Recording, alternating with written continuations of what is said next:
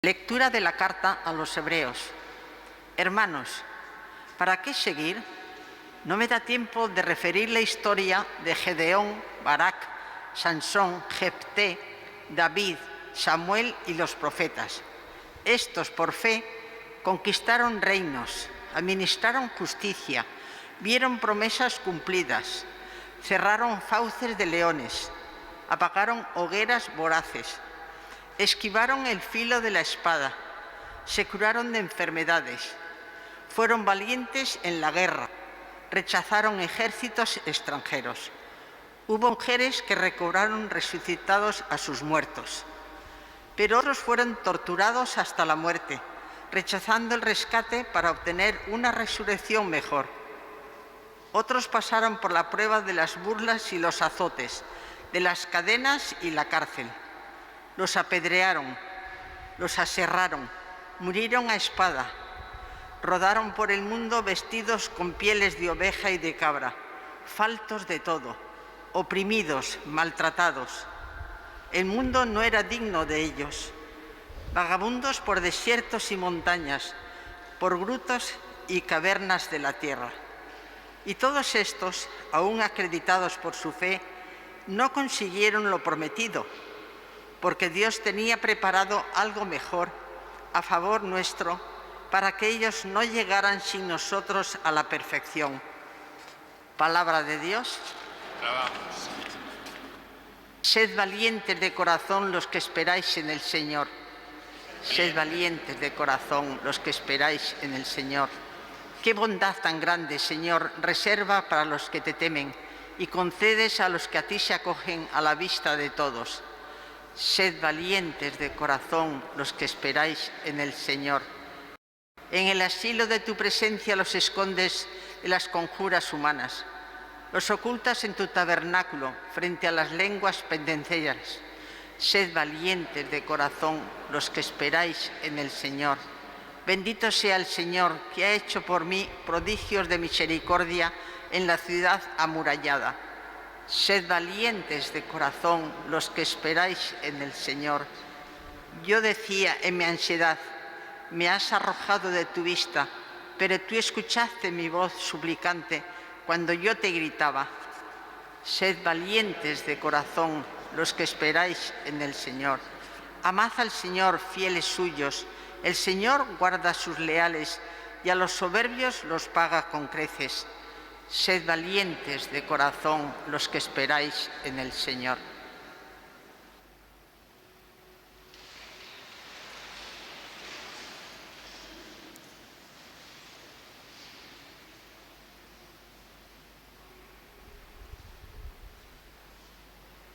El Señor esté con vosotros.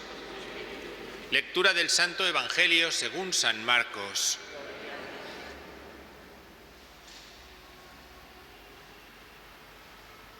En aquel tiempo, Jesús y sus discípulos llegaron a la otra orilla del mar, a la región de los Gerasenos.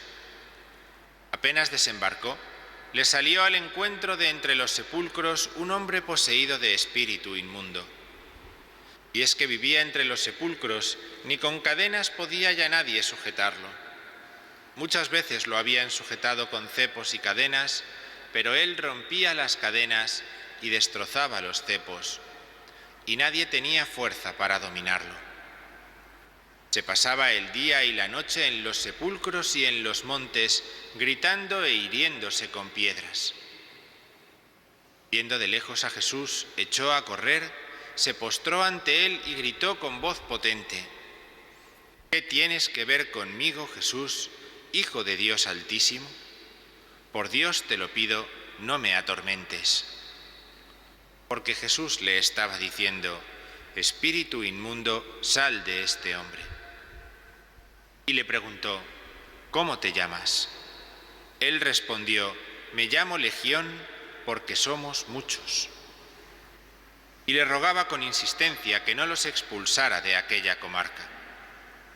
Había cerca una gran piara de cerdos paciendo en la falda del monte.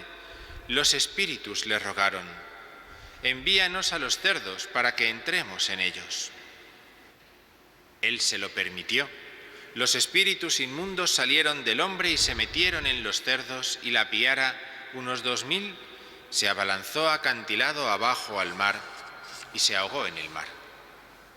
Los porquerizos huyeron y dieron la noticia en la ciudad y en los campos, y la gente fue a ver qué había pasado. Se acercaron a Jesús y vieron al endemoniado que había tenido la legión, sentado, vestido y en su juicio. Y se asustaron. Los que lo habían visto les contaron lo que había pasado al endemoniado y a los cerdos. Ellos le rogaban que se marchase de su comarca. Mientras se embarcaba, el que había estado poseído por el demonio le pidió que le permitiese estar con él, pero no se lo permitió, sino que le dijo: «Vete a casa con los tuyos y anúnciales lo que el Señor ha hecho contigo y que ha tenido misericordia de ti». El hombre se marchó y empezó a proclamar por la Decápolis lo que Jesús había hecho con él. Todos se admiraban. Palabra del Señor.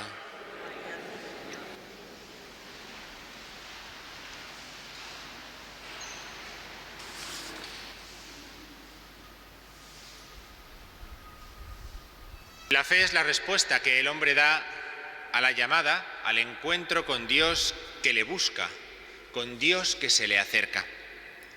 Como la llamada de Dios se produce en la vida, también la respuesta del hombre se descubre y se manifiesta en la vida.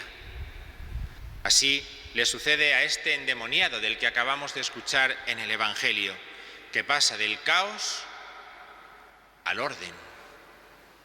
Y así le sucede también a todos estos personajes de los que hemos escuchado en la primera lectura en la carta a los Hebreos: Gedeón, Barak, Sansón, Jefté, David, Samuel o los profetas. Todos estos personajes han visto su existencia transformada porque han creído. Y Hebreos, en la primera lectura, nos explica cómo ha sucedido esta transformación. La fe no nos hace la vida color de rosa. La fe no nos asegura ni un solo éxito en esta vida, ni un solo éxito profesional, familiar, amoroso, sanitario, económico, ni social. Eso se podría llamar magia, ilusión, superstición o lo que sea, pero no se puede llamar fe a pensar que por creer en Dios a uno todo le debe ir de color rosa. La fe es la certeza de la presencia de Dios que nos guía en esta vida para que elijamos el bien, para que elijamos a Jesucristo, para que elijamos según los mandamientos que de Él hemos recibido y así podamos recibir de Él la vida eterna. Porque lo único que tienen en común todos esos personajes de los que hablaba la carta a los Hebreos en la primera lectura es que por esa fe en Dios que han tenido, han sido unos valientes que han llegado a la vida eterna. La fe puede conducirnos a éxitos, pero lo más habitual es que la fe nos conduzca a dificultades y calamidades, porque la fe no se adapta al mundo, no se adapta ni al ritmo ni a los tiempos del mundo, sino que busca manifestarse en medio del mundo.